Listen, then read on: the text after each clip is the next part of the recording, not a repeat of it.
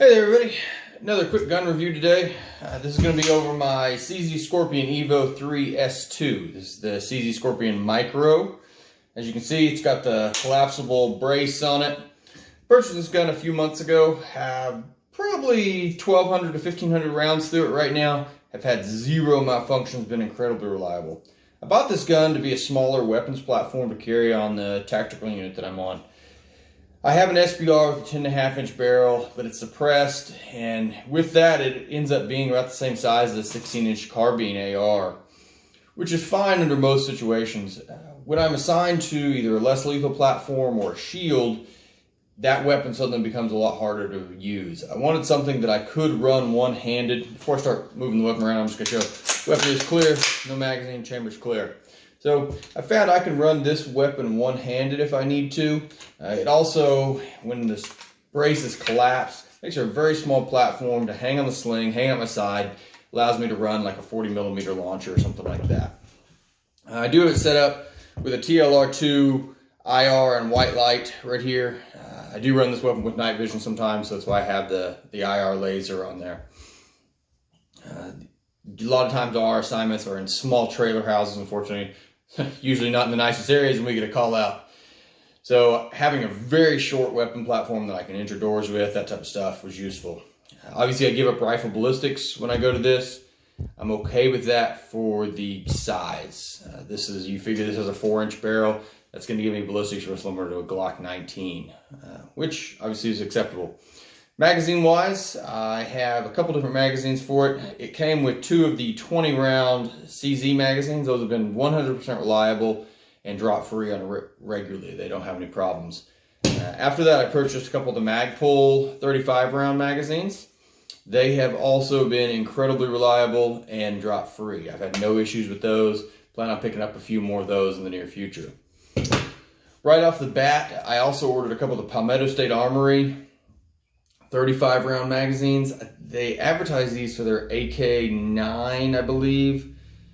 And they say that they will run in the CZ Scorpion. They look identical to the other magazines, dimension-wise, but they do not drop free, and I haven't figured out why. I plan on putting a little more time into that, maybe I'll modify that.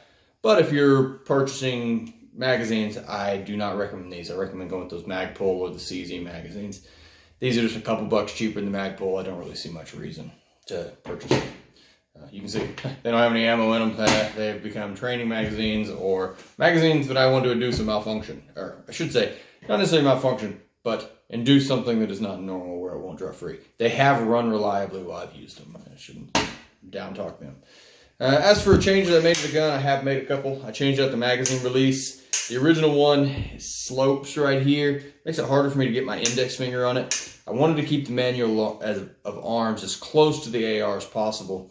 So I was hoping to still be able to use my index finger to release the magazines. This magazine release allows me to do that.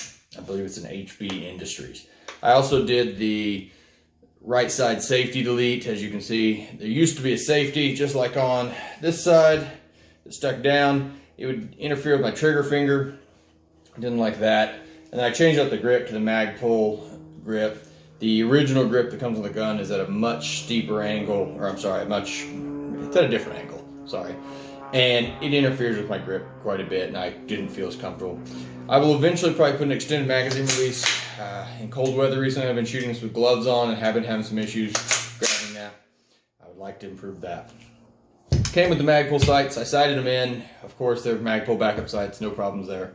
I did put the SIG Romeo 5 optic on it. It's an optic I had sitting around. It was on another AR I had, and I saw no reason to keep it there, so it's here. Other than that, the gun has been 100% reliable. Really enjoy shooting it. I can shoot incredibly fast with it, as fast as I can pull the trigger. That does bring me to the trigger. Trigger is not amazing. I know there are spring kits out there and there are drop-in ones. I just haven't got around to it. I tend to try and not modify my triggers. I was hoping this would break in some. I'll demonstrate it here. So the weapon is clear. I'll safe. Just creep, lots of little bumps in there, and then it finally goes off. There's no hard wall before it goes off or anything. That is probably the weakest point of the gun.